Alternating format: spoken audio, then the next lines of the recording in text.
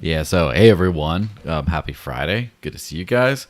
We're just gonna wait a couple more minutes just to make sure everyone's here before launching into this thing.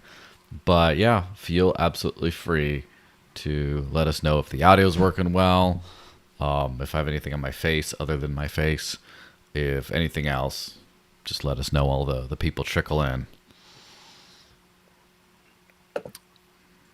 But yeah, how's it been going, Mitch? Thanks for being on. I was just on your show.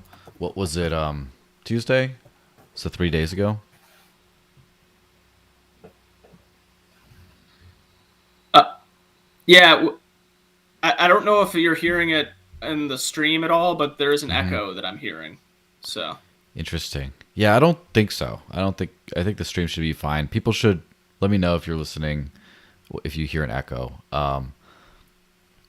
I don't hear. It must be something with the earbuds because from what I can hear, I can only hear your voice once, and whatever comes into here is what's going into that side. So, voice once.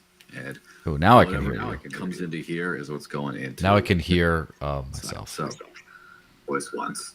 And oh, now I can hear. Now it comes into here is what's going into. Now I can hear myself. So, if you have the thing open in a few like windows and stuff, you should probably mute those. So, if you have. There we go. Hear silence again. All right, so you can hear me though, right? yeah, I can hear you. Okay, good. Yeah, that's probably just it.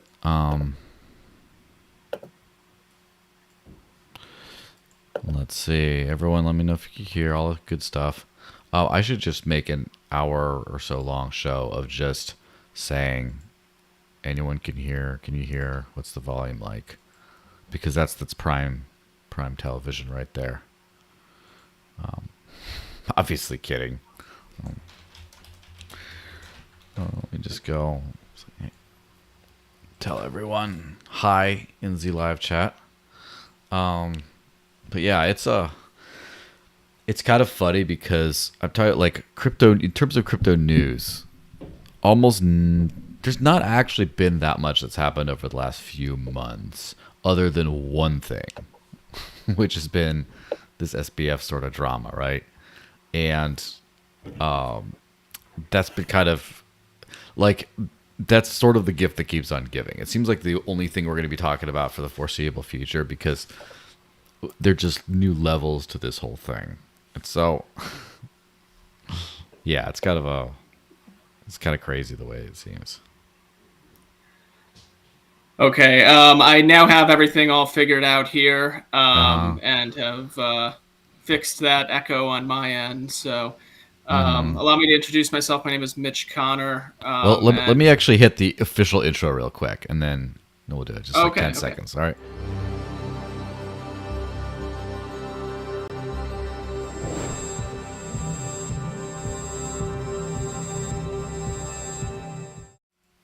All right, so hey everyone, happy Friday. Hope you're having a good day. Thanks for tuning in and all that good stuff.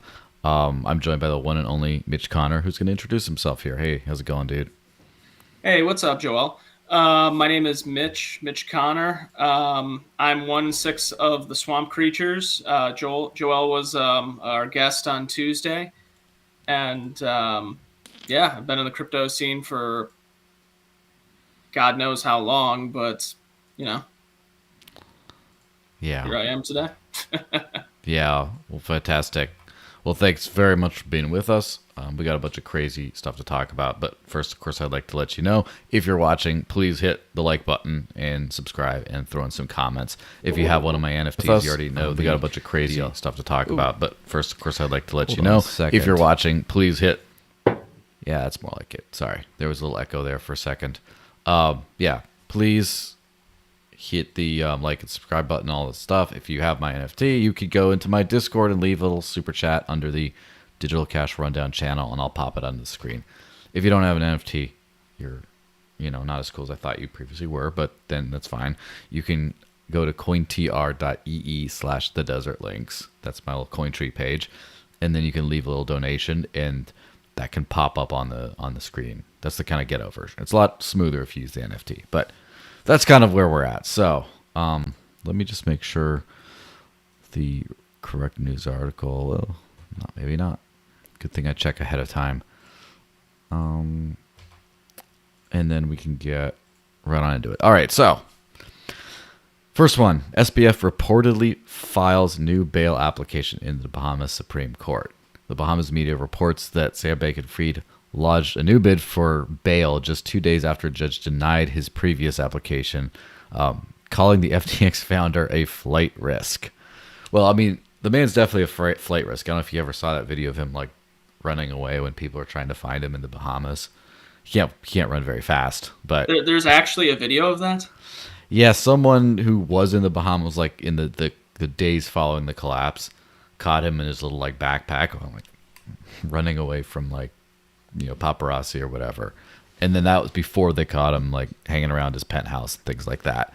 So yeah, I think he's definitely a flight risk for sure. I think I guess I wouldn't say inability, unwillingness to testify and stuff like that in the past has sort of shown that he's a little bit of a, he's a little uncooperative. He's a little bit of a thief too. He's a little bit of a lot of things. So, what do you think is going to happen with him in regards to the justice system? Personally, the way things seem to be going, I think he's kind of the sacrificial lamb for them to throw under the bus. Because if you just look at how things have been going in the media, you see that even the establishment corporate media seems to have even turned on him at this point. At first, they were kind of trying to hold this husk up, like, oh, has done so much, he's so great and everything. But it seems like now even they're just waiting for this for him to basically just be the sacrificial lamb. Yeah, that seems like they backed off a little bit, and the stories keep on getting crazier and crazier about him. So, first of all, FTX Bahamas co-CEO Ryan Salam, I'm just calling him Ryan Salami, which is a fantastic porn star name. But so Ryan Salami blew the whistle, hey-o, on the FTX and Sam Bankman-Fried. Court filings show he tipped off the Bahamian securities regulator, telling the FTX was sending customer funds to Alameda Research. So it was an inside job, huh?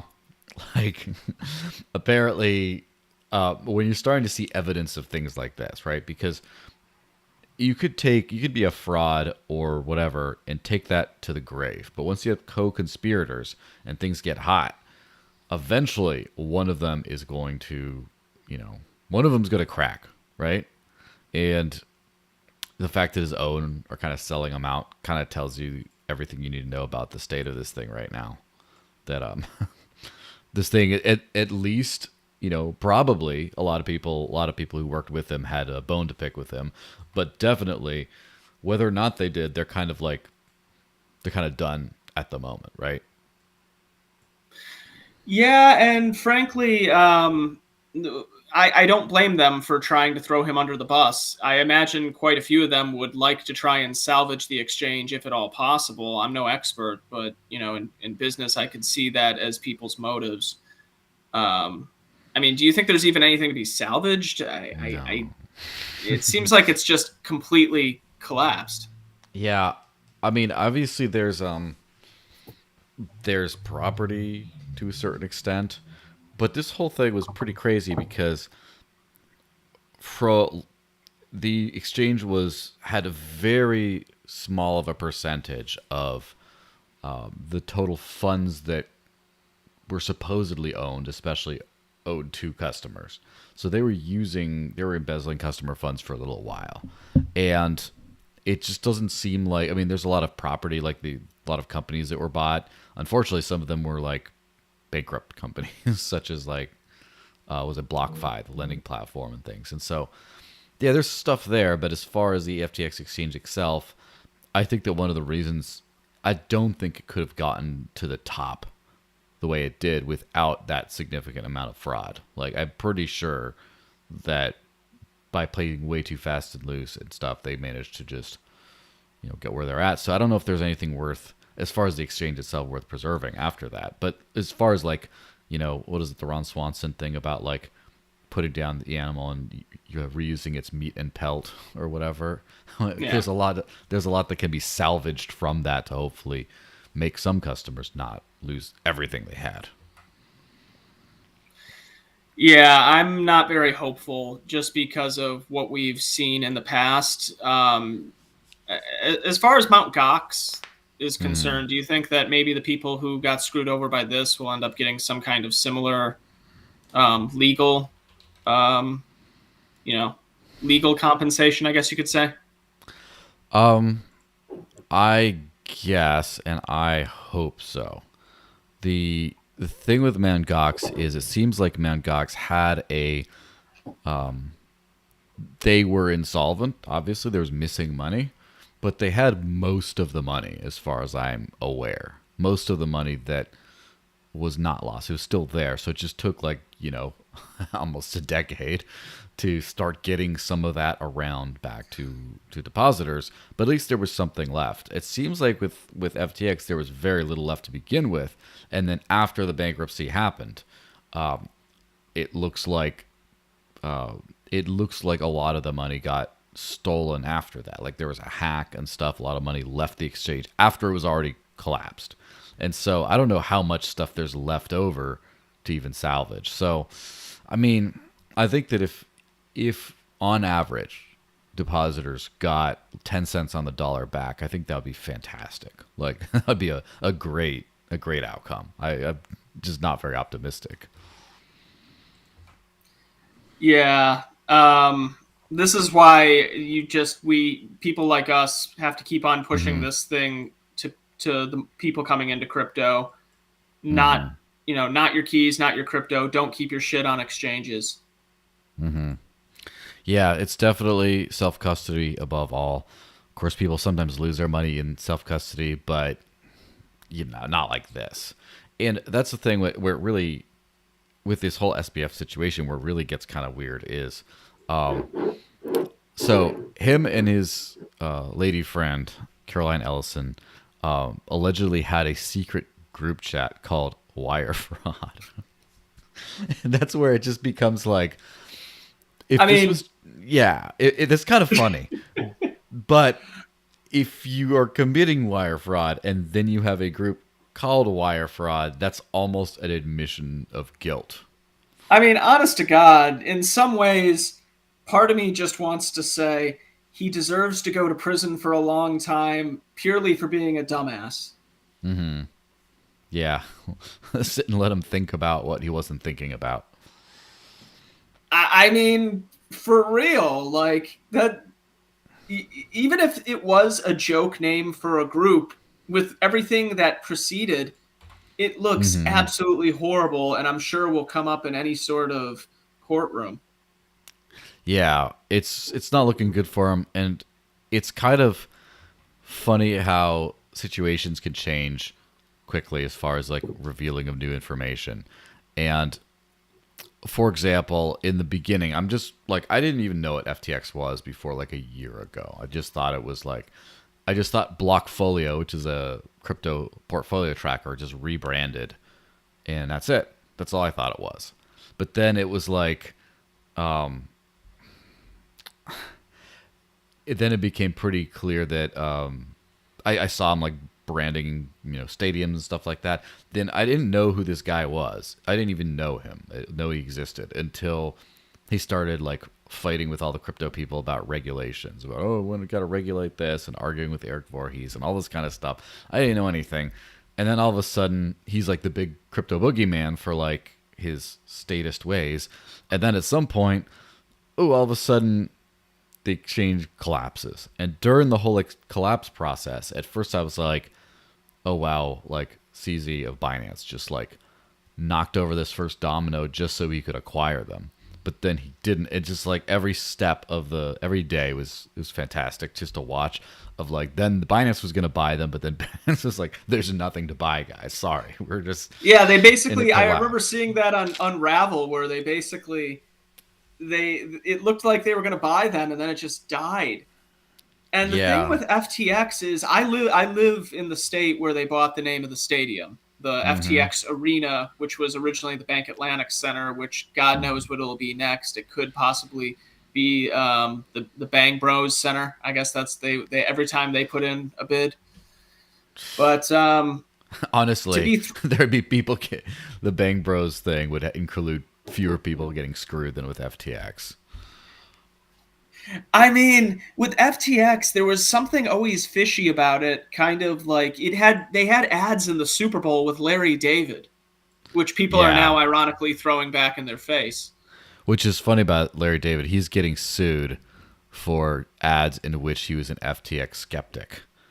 It's like the ultimate Larry David. Like, he's just like, there's not a more Larry David thing that could have happened than him getting sued for ads in which he's like pretending that he's talking about how FTX sucks. So, I mean, I really don't know what to make about that other than, like, how was he getting sued? He was right.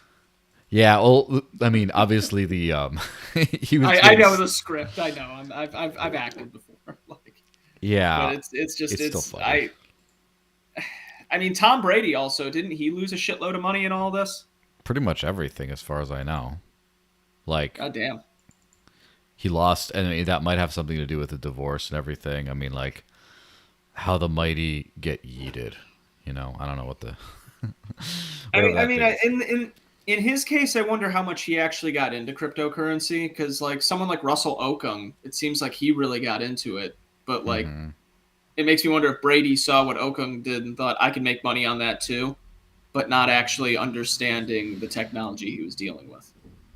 Yeah, I think that a lot of people kind of jumped. A lot of celebrities jumped in on it because crypto kind of needed a leg up as far as like promotional stuff.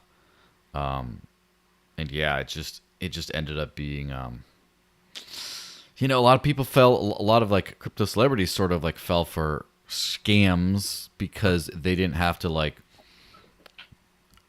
it's kind of like, I don't want to say it like this, but yeah, I guess I do, is like being a whore is kind of like what they do. Right. And so they were just like, like that kind of stuff. So but at the same time, like, I think like if you're a poor whatever person who doesn't have a lot of education or opportunities and you fall for a scam, okay, whatever. I mean, you can buy in some BitConnect or whatever it is. It's fine. I don't care. But at some point when you become a highest of the high, and it's not just because you became like weirdly lucky. Like Tom Brady, I'm sure, was gifted with some superior genetics and some other things, but most of where he is today is because of hard work, discipline, dedication, intelligence, and just like all this stuff. And how do you work so hard and intelligently and manage your recovery in your body and everything so well for like a long, illustrious career at the peak of one of the most popular sports in the world? Like, how do you manage to do that? And then you just like, you build up your legacy, your life's work. And then at some point you're just like, you know what? I'm going to just not do any due diligence and then just get all in this one exchange.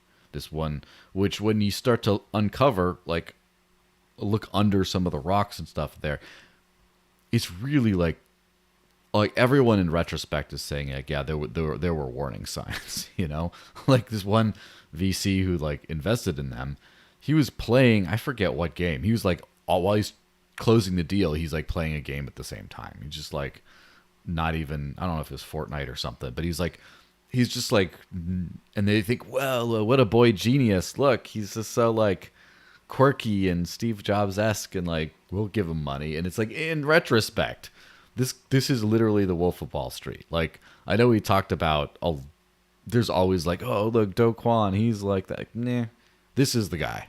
This is the guy who needs to be played by. Just re-record Wolf of Wall Street with crypto terms and put DiCaprio in a wig, and you got it. It's just, that's it. I mean, the whole thing really, not even just Wolf of Wall Street, but it really reminds me of something from an Ayn Rand novel. Mm-hmm. In many ways, the Bankman really does exhibit all those key traits that you would find from the villain in one of her novels. Yeah, absolutely. Just It's kind of amazing, actually. I find it hilarious in some respect. I mean, to a certain extent, I think also, I don't know if he's going to be idolized by people, but some people are like, this guy is the epitome of fake it till you make it. And he made it to what I could easily call the top, right? I mean, if that's not the top, I mean, it's right near the top. And he made it with nothing, kind of. It's not like, well, he mismanaged some risk. It's like, well, it sounds like he was either just a thief from day one, which I think he definitely was, but like he was just a thief from day one, or he misunderstood some basic accounting practices and stuff like that. Like he didn't know how to do basic things. He just knew how to like do a bunch of techno babble to get VC money and then just like gamble on it. he didn't do very well on that either. Well, I don't know.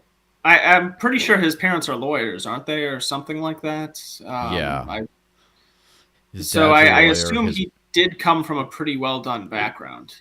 Mm-hmm.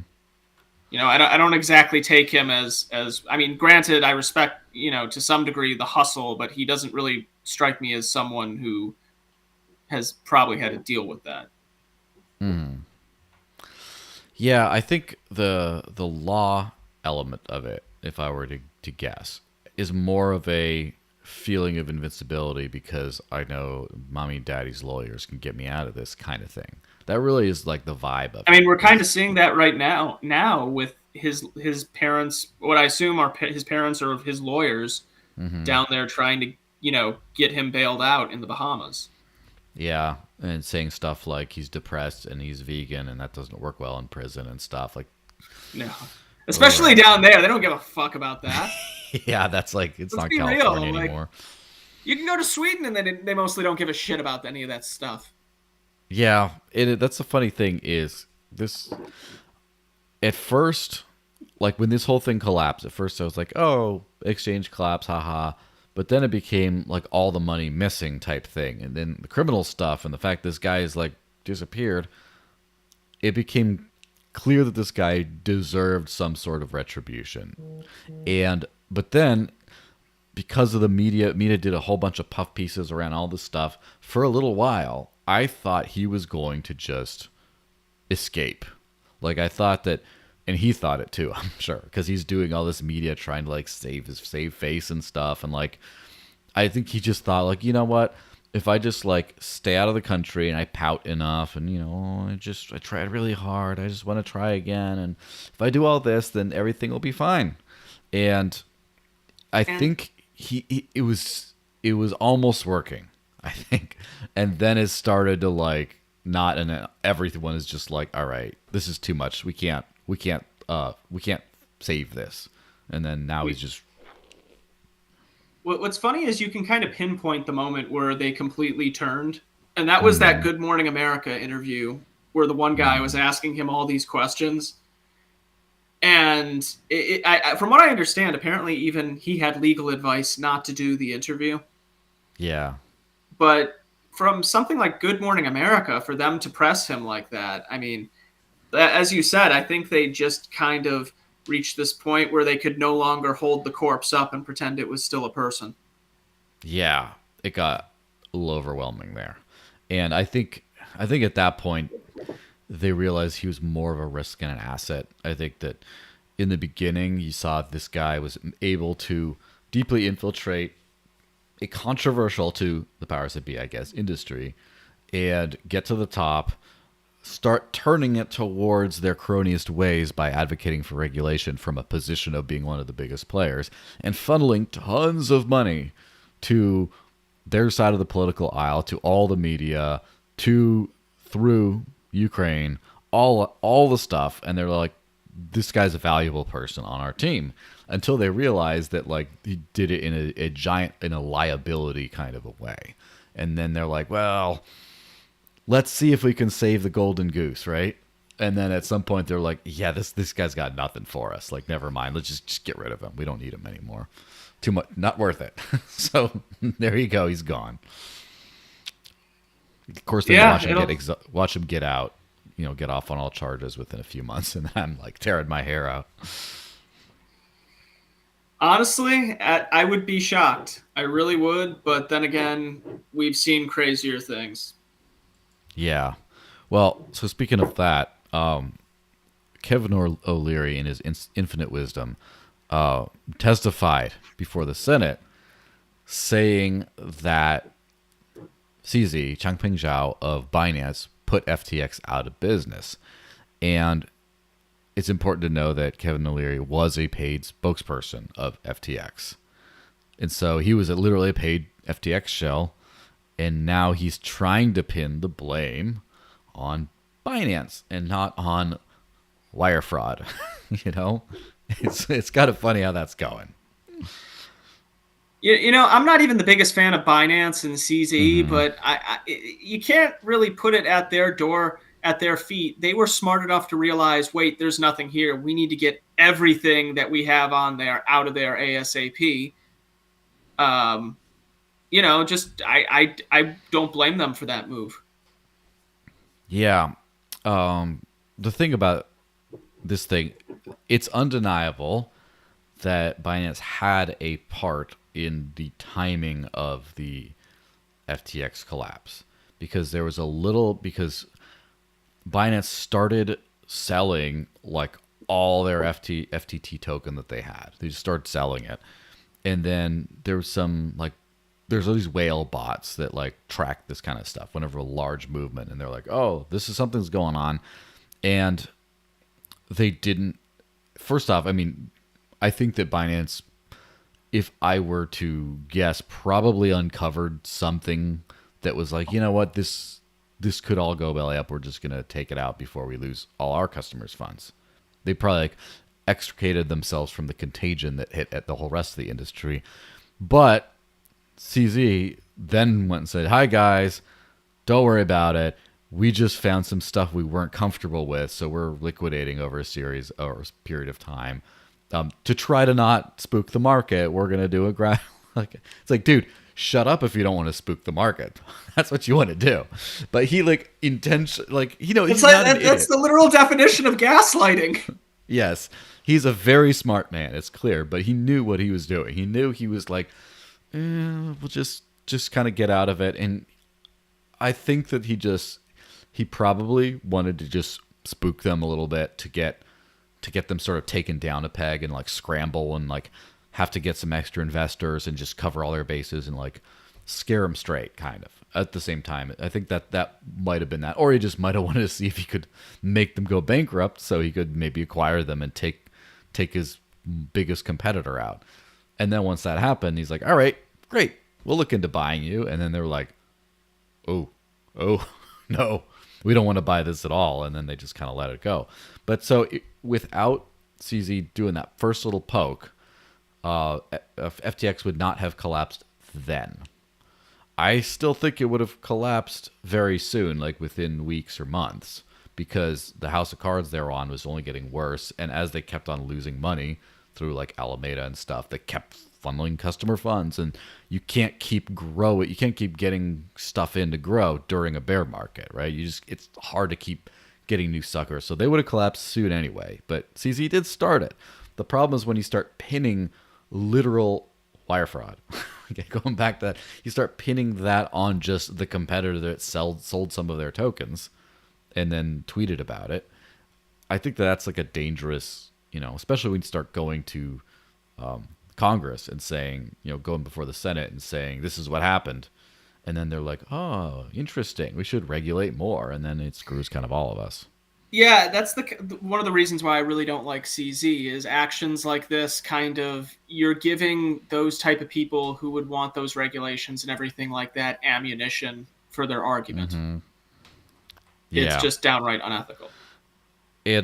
I could speculate forever on CZ. I think he runs a very tight ship as far as I think his business is pretty sound, but if you remember, I don't know how many people remember when Binance got hacked many years ago. They lost a whole bunch of money, and it hurt them. Like, they didn't get like wiped out. It hurt them, but then CZ was openly talking about like coordinating with some miners to like roll back the Bitcoin blockchain and like reverse stuff, saying the quiet part out loud. And he's like, haha, later he's like, just kidding. You can't reverse Bitcoin. It's fine. And it's like, it kind of showed that how he's kind of the kind of cartel thinking he was doing. And then he did when Justin Sun, the Tron guy, bought Steam, and Steam used to be Steemit, I should say. It was the big like decentralized blogging platform on the Steam blockchain, and he bought it, and including a bunch of tokens that basically let him own this supposedly decentralized network. Binance helped with the takeover by embezzling customer funds. They didn't take the funds. They just literally they used it to vote. I know what you're talking about, because I was in that whole Steemit thing, and the whole thing broke away to Hive. Mm-hmm. A lot of it broke out to Hive, or at least that's where I ended up going. But I feel like that sort of model is now kind of outdated and archaic in regards to a lot of cryptocurrency platforms. But with what happened with that whole thing was, once again, you see that kind of dirty business mentality, which once again just gives the type of people who we don't like the ammunition they need. Mm-hmm. So that's why I try to not, how can I put this? I try to do everything I can to point out why this whole thing is wrong. That way, when they do try to throw that in our faces, I can at least say, well, listen, from my perspective, this is wrong too, and here's why. Yeah. And that's the thing is, like, CZ, I think, has run a very, like, well-structured business from, like, survival standpoints, but that was an instance of using customer funds, which is exactly what happened with FTX, although they just literally stole customer funds. But there's some other things, too, that were a little sketchy. So, for example, they have, like, a staking product where you deposit your coins, and then you earn interest on them. And they say they didn't do lending or whatever, but there was some stuff that didn't really make sense. So, for example, some friends of mine did some forensics and found that Binance ran 270 masternodes for the Dash network, 270,000 Dash. So that's 270,000 out of about a 10 or 11 million supply. A relatively big chunk. Not enough to do anything big, but like a chunk. And their staking product for Dash, if you deposited Dash, you got a certain percent back that was higher than the network itself provides. So it's clearly something was up. Either they were just lending out money they didn't say they were, or I think they were taking every Dash customer's funds and just depositing them into Masternodes and getting a yield on that, but then only actually giving customers part of their interest if they said, yes, I want to stake. Well, too bad your money's already staking. Just unless you click, I want to stake, you're not getting it. The company's taking your money. Again, there's speculation here. This is not proven. It is proven that what they were offering, and it was like 90% proven that they have this big pot of 270 masternodes. So there's like stuff like that they've been doing. Like a lot of. So I don't think that, in my personal opinion, I don't think that Binance has 100% of the customer funds deposited untouched. I do think they might have, they probably have enough money to cover all the customer funds, but I'm pretty sure they're playing some funny business there. And so even though Binance is not like, they're not like FTX, like on the verge of collapse or anything like that, and people have withdrawn tens of billions of dollars from the platform in the last week or so, and they haven't blinked. It's still like I have a feeling that they're scrambling around to like make the withdrawals. Not that they're insolvent, but that they're using customer funds for stuff they shouldn't be doing. I think it's again speculation, but yeah, Binance is a little I think they need to update to what I should call, I have to be careful with the words because this is not a pro-government statement, but they have to be better regulated, even if self-regulated or an independent auditor or whatever else, but they probably need to, behave in a more transparent and ethical kind of a way, and the rest of the space does. I don't think that passing laws is going to do that. Amen to that. Yeah, so the next funny thing... Sorry, go ahead. I just want to say real quickly, too, Kevin O'Leary has been, with everything he was saying with that, it seems like he is doing everything to try and get regulations in place now. Yeah. He's doing the devil's work. Very disappointing, honestly. Yeah. Well, that's the thing is, I like to try to maintain... I like to find out what my principles are early on and try to maintain them to the bitter end, because otherwise you end up becoming, you die a hero, you live long enough to see yourself become the villain, because otherwise it's just like, well, when the opposing team is starting to win or when it's time to spit on them, then you give in all their stuff, which is funny because our old buddy, right? The one and only Donald J. Trump, our friend, he was definitely the enemy of my enemy in a lot of cases. I never trusted the guy. I never voted for him. I never supported him. But it's kind of funny that he was a big anti-crypto dude. Was it 2019, I believe? He came out saying, cryptos are no good, bad, criminal, got to regulate. And he came out strong against crypto. But guess what the old chap is doing now? He's minting NFTs. So, community baffled by Trump's bizarre Simp DAO NFT collection. Even conservatives and MAGA supporters are not pleased with the former president, as they were hanging on for a more serious announcement. Because he said something like, huge announcement, everything, tomorrow it's going to be great. It's going to be, the best ever, maybe, I don't know. And and then you think okay, he's announcing he's running. I thought he already did. Okay, well, does he have an endorsement of Ron DeSantis now or something? They mended their primary fiction, and now they're all what is the big announcement? Oh, he's selling NFTs. Oh, great. So the funny thing about this whole thing is they're the most dumb, jokey, tacky, I'm not gonna lie. I kind of like them. I kind of want one. I hate them so much. I love them. Right. When I first saw them, all I could think was one of those old card games like Yu-Gi-Oh or Magic the Gathering. I kind of want someone to make one of those cards now. Yeah, and it's and so I dug in just a little bit on this stuff. First off, he's using the Polygon network to mint these, right? Which is the Polygon's the number one, I would say, by a long shot at this point, Ethereum layer 2, because Ethereum costs too much. So he's doing on Polygon. I also mint NFTs on Polygon for similar reasons. And it's kind of buried in the stuff. He says you only need an email address to do it. It must be running people's OpenSea accounts or something like that.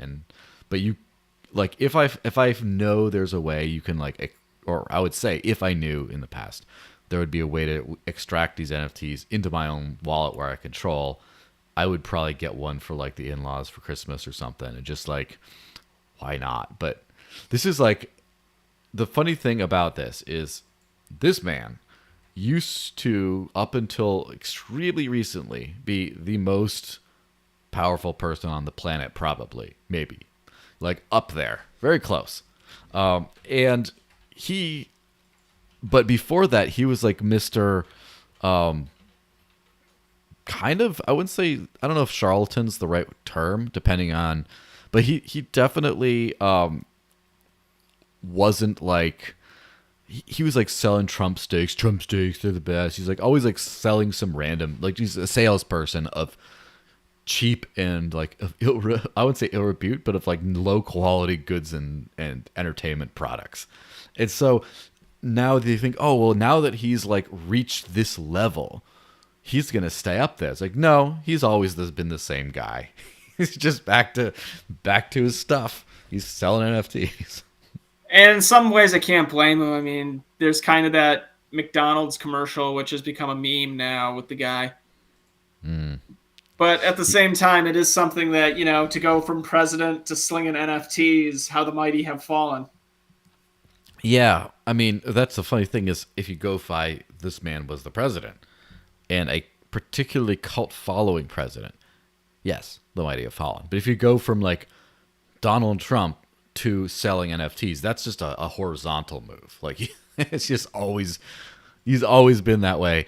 But you know what? This guy knows how to sell. So these Trump trading card thingies on OpenSea, I think they're the #1 trending collection on OpenSea, above the Bored Ape Yacht Club. And they have a total volume, this has only been in like the last 24 hours though, of 1,500 or so ETH. So we're already into the millions right now. It's already been like millions in volume for Homeboy's NFTs here. And like, how could you not? And what's the funny thing about them? They look very like boomer familiar. Like they look like some kind of little like action doll thing. And I mean, some of these are going for quite a lot of money too. Someone paid 1 ETH for one of these, which is pretty nuts. Like, how do you pay like thousands of dollars for this? Like, apparently they are, and I'm kind of now regretting not investing in this. Yeah, I mean, to be fair, like when you said doing $99, they won't last very long. They may not. Who knows? When he's for $99, I would have probably bought one of these. That's what I'm saying, man. For the lulz, if for nothing else. The problem is now the odds of me ever owning one of these is very low because the price has gone way too high. Yeah, I would not touch any of those at this point. Yeah, just for the price point, right? So we have this thing on our buddy CZ again of Binance. He said only 1% of people can handle crypto self-custody right now. Changpeng Zhao's comments come as billions of dollars of stablecoins continue to flow out of the Binance exchange. So Binance has been under fire recently ever since, I don't know if it's Kevin O'Leary who kicked it off, but like ever since the whole run on the exchanges stuff started, people are like, oh, what about Binance? And people have been just moving billions and billions off the platform, which I would if I ever used Binance and I ever had money on Binance, I would take it off just because it's an exchange, not because it's Binance. But he says only 1% of people can handle crypto self-custody right now.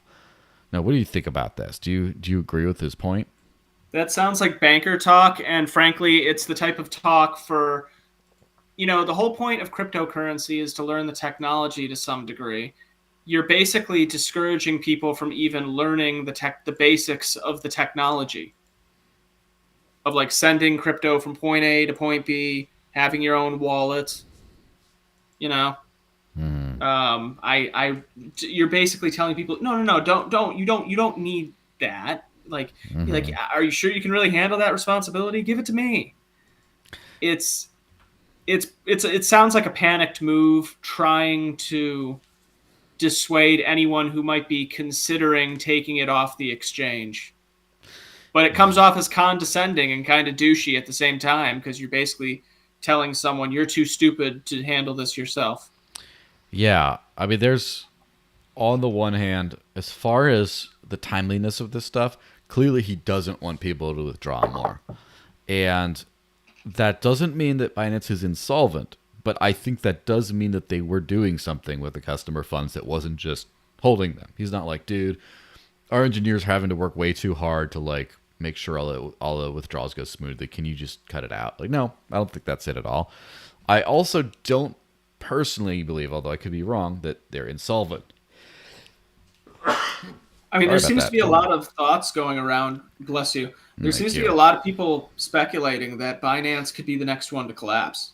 Yeah, I mean, anything could be the next one to collapse if you do like a run on the banks, I guess. But like, there's a if I were to make a bet on it, I would bet that he is not happy because without holding customer funds, they would have a lot less profit going on right now because they're doing things that they're not supposed to be doing with their customer funds to generate profit. That's just what I think. I think they are probably still solvent, but that's just a random guess. I have no data on this whatsoever. Now, as far as what he's saying on a philosophical standpoint of, well, only 1% of customers can even handle like self-custody. I think that absolutely sends the wrong message, that the entire message of crypto is self-custody. Now, the throwback to the nuance, I don't know if 1% is correct, but he is correct. I would say technically that most crypto users, or I won't say most being like almost all of them, but like maybe 60, 70%, have a higher risk of losing their own access to keys on their own than they do losing money by leaving it on something like Coinbase, for example. And that's kind of an indictment of education in crypto, as well as the state of the technology for self-custody. But I mean, it is kind of true. I mean, grandma isn't really good at managing keys today. That's one of the reasons why Trump says you just need an email address to buy his stuff, because who's going to wrangle with like MetaMask and XDeFi wallet and all these other things like that to get there? I mean, people like me, yes, but not like, not old boomer people. And I think, yeah, as you said, that's kind of an indictment on where things have gone. And it seems like the diving off point for the average person has been exchanges. Mm-hmm.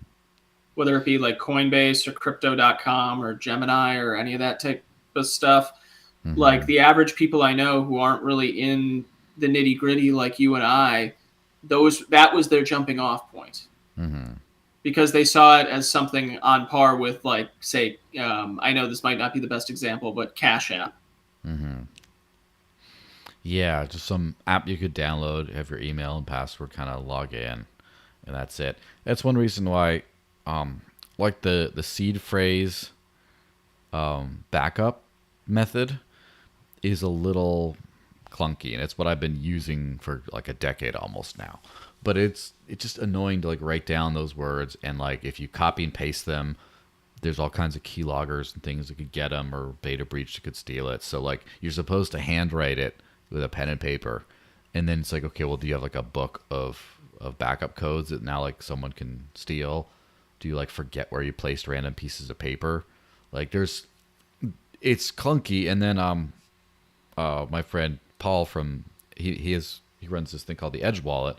And Edge has a similar kind of a thing, except it's a username and password that restores everything. But still, if you lose your username and password, which I have done one time on Edge before. Luckily, I was still in the wallet, so I moved everything out of it, but I forgot what it was. I'm sure I remember what it was, but it just wasn't working. And so, like, whoops, you lost everything is such a real scary thing for a lot of people, and there needs to be better options out there. But leaving on a custodial platform is not that better option. No, and I think a lot of people look at it sort of like a bank, when exchanges aren't banks. Yeah, absolutely. It's funny because they're not like backed up. They're not insured like banks. They're not a bunch of different things. And yet they're still kind of sort of treated like that, which is a little disappointing to say the least. Anyway, let's hit on. Let me see if I switched it over yet. Yes. Speaking of all that fun stuff, Dutch central bank says KuCoin is not licensed and illegally offering services. This may increase the risk of customers becoming involved in money laundering or terrorist financing, says the Netherlands Bank. I hope that's how you say it. So, I think that this is the big start of the crypto crackdown, right?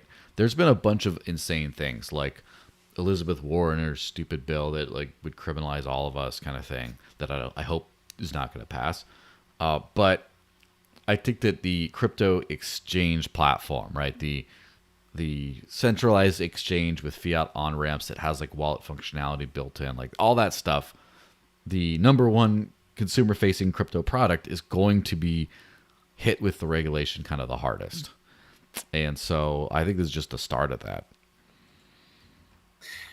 Yeah, they definitely are afraid and they want to contain this, but I don't think they know what they're doing because honestly, after hearing that headline, all I could think was, okay, boomer.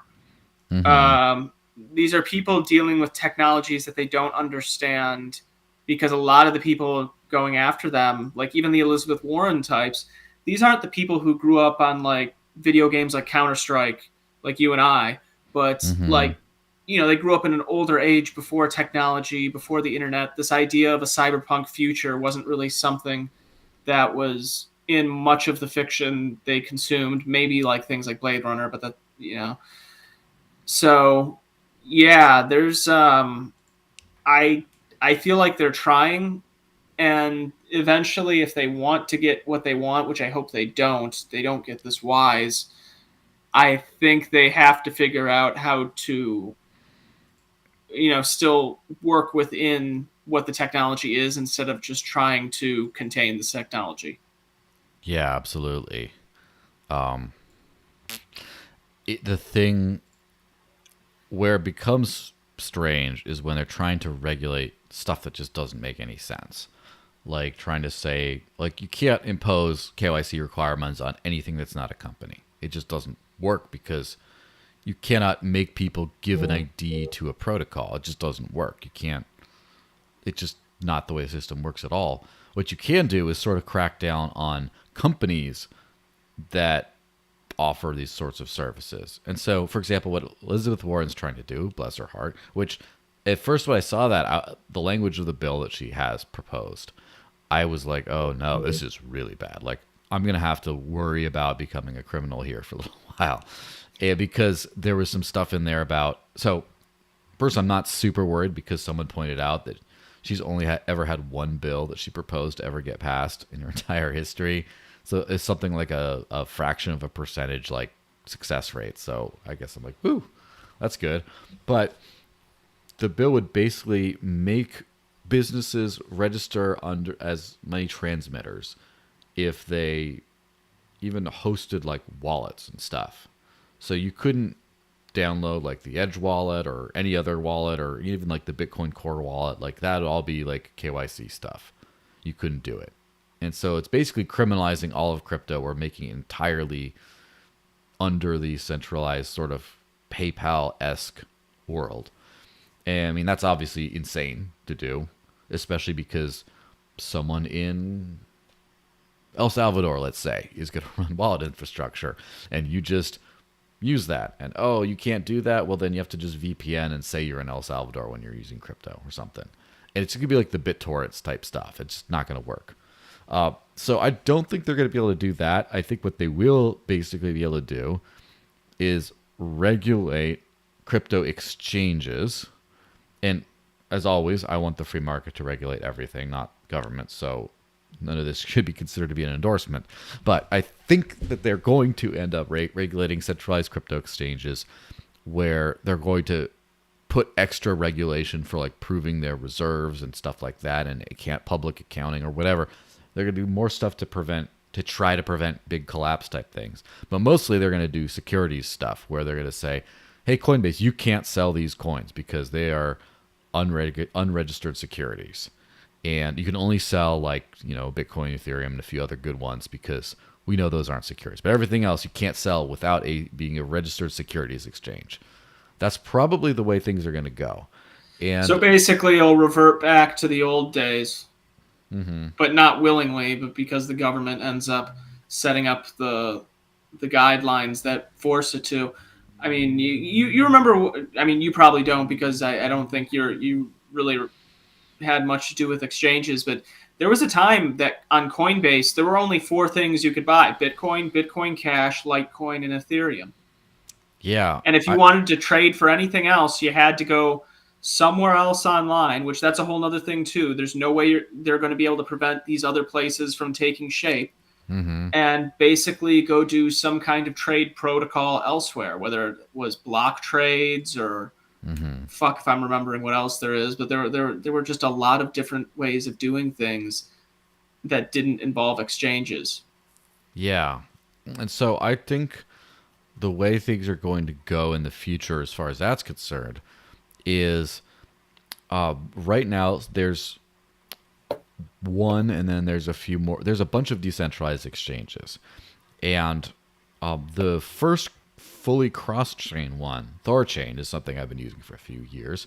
And they've started to get integrated into some backends of like exchanges and things like that, where people are using Thorchain without even knowing.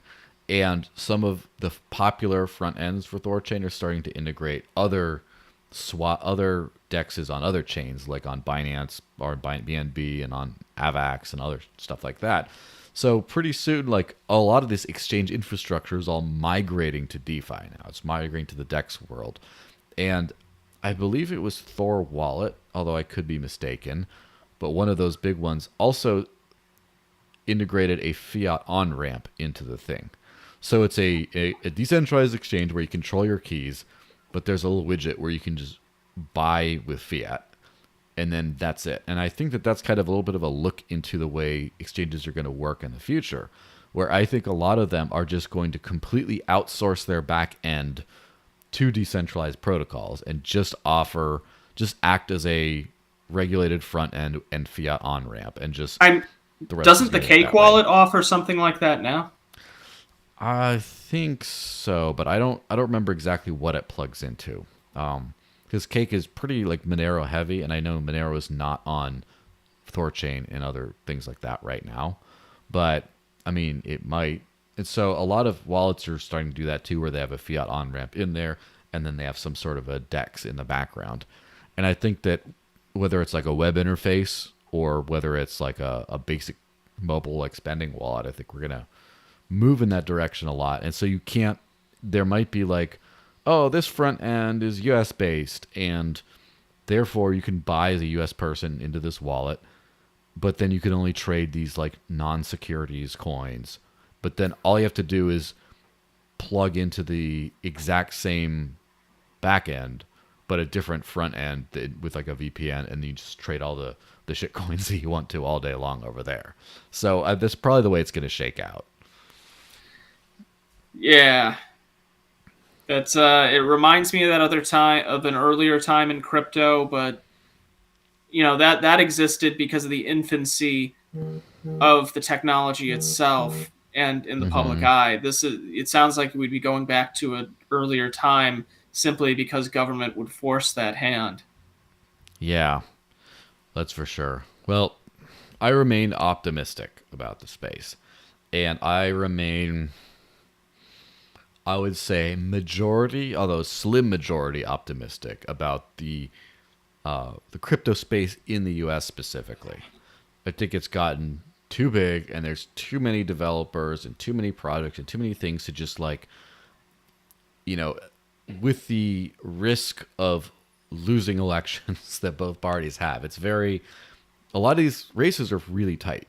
And I don't think they're going to be able to just crush, like politically speaking, crush the entire crypto space. But I also think, honest to God, I'm surprised the Republicans haven't been trying to kiss up to the crypto space by saying, oh, you don't like taxes, you don't like all these things. We'll do whatever we can to fight. Obviously, it's a bunch of horse shit knowing them, but I'm surprised they at least haven't been trying to put up that facade. Yeah, they've been going after SBF a lot as like the tool of Democrats and stuff, instead of we need to regulate. So, I don't trust either party to do anything good. I just think that there's too much at stake. Like, I don't think the U.S. is going to be completely regulated to oblivion. But at the same time, I think it's very obvious right now from just like the library case and other things like that the U.S. is losing its competitive advantage, or has lost, I would say, probably permanently, as far as like the innovation hotspot for crypto. And that's really sad because everything, there was that thing with China where China's crackdown on the miners basically led to them losing, at least with Bitcoin, what was thought to be majority control of the pools. But with that ended up changing. And then things seem to be going towards Austin, Texas, but or just Texas in general. But I don't know, with the way where laws are going now, who knows how things will shake out. Yeah, it's pretty tough to tell. But I don't know. We just need. Oh, for El Salvador? Well, that's another subject entirely. Who knows? Because who knows how the Bukele administration is going to hold on to power? Who knows what's going to go on with their volcano bonds and stuff? Who knows what's going to go on with their crypto holdings? Because they operate at a significant loss right now. And obviously, if Bitcoin goes back up significantly, and if they don't sell before then they'll be in good shape. However, I mean, what was that Reagan quote about? If you put the government in charge of the desert, you'll have a shortage of sand within a year. It's like one of those things where making money on crypto has been one of the easiest things for a lot of people, but leave it to the government to screw that up. So, I don't know. Government's just the enemy of innovation. No other way to put it.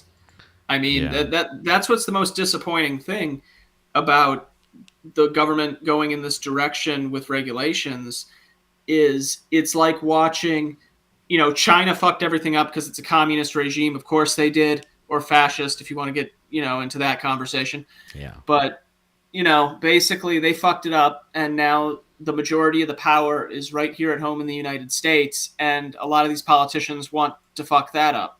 It's I see it here in Miami, or up in St. Petersburg or wherever, the potential there is.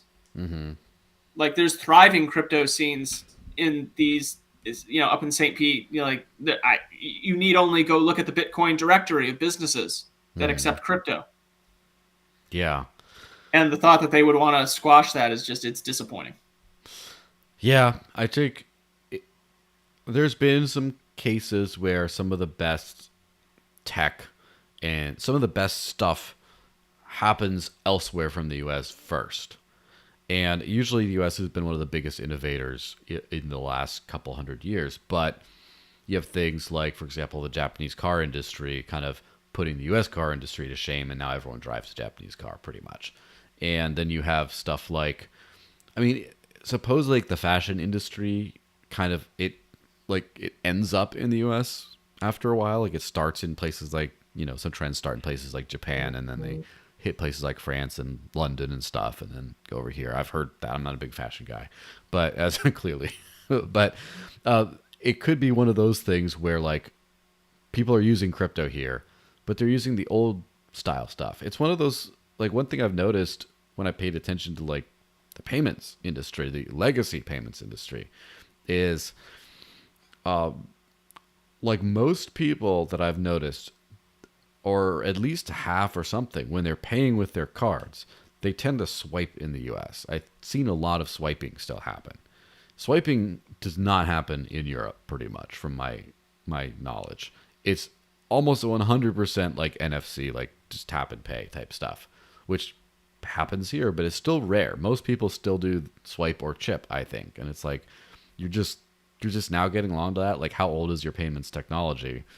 And it's kind of, because I've been testing out a few different crypto stuff that lets you like buy like a virtual Visa card like on the fly and stuff. And so because it's on your phone, you have to do it through stuff like Google Pay or Apple Pay or whatever. And it's funny because like how many of these restaurants and places you go to are just so old school that you can't even do that. So with finance, the U.S. is already in the dark ages, kind of. It's kind of like the boomer town. And so with crypto, I mean, it might keep on being that way. Wow, that's a black pill if I ever did hear one. Yeah, that's what it is. Good thing is like maybe we need to I don't know, break up the country a little bit. But that's probably a discussion for another podcast. I get it's time for something fun. So I sell NFTs for subscribers of this channel and stuff, and could be considered proof of stake, or because you give money and you get a fun thing. But there's also a proof of work element, which is every guest who comes on the channel gets a free NFT that gets into all my exclusive spaces and stuff, and is a fun little collectible and stuff too. Speaking of the glories of the former president and his hustle. So in homage to the president's hustle, I guess, I am giving you this nice shiny little swirly GIF JPEG thingy. Yay. So Woo. give me, at some point, you can give me your either Polygon or Wax address, depending on who. I started with Wax, and some people still like that. So either one, and I'll get one of those sent out. And the metadata of the NFT has instructions on how to like use it to like get into like the Discord and Telegram group and stuff. Nice. So there you go. Thanks so much for being on. Is there a bunch of stuff you want to shill on your way out that won't get us like sued by the SEC?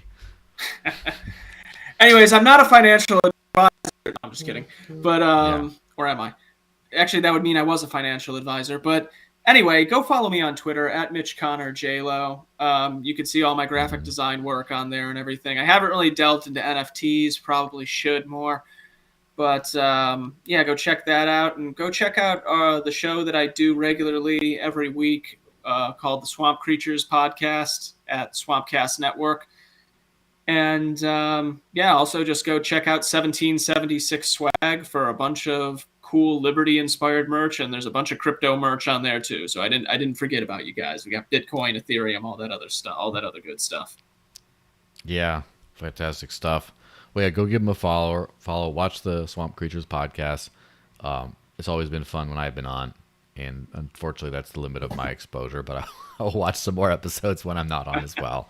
And yeah, everyone, I'm gonna put up the Zcash podcast next. I just got funded to do a once a month Zcash podcast, and so the first episode was pre-recorded. I'm putting it up on this channel. I had it planned for about like 10 to 20 minutes ago, but the internet's super slow here for some reason, the upload at least.